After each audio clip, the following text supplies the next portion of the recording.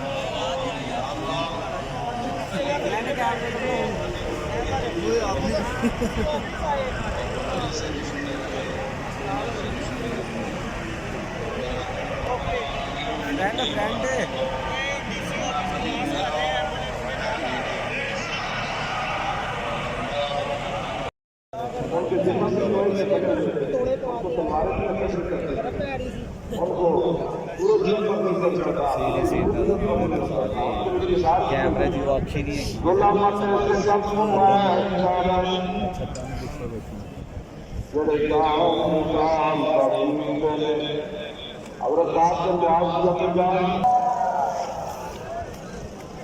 मैं बेटे से नहीं मैंने सुना था आप पर हमला हो गया, मैं तो आपको देखने के लिए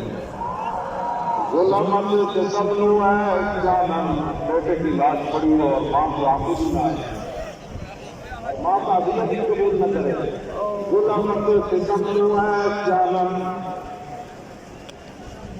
हजरत में आगे मैदान की तरफ आ रहे हैं,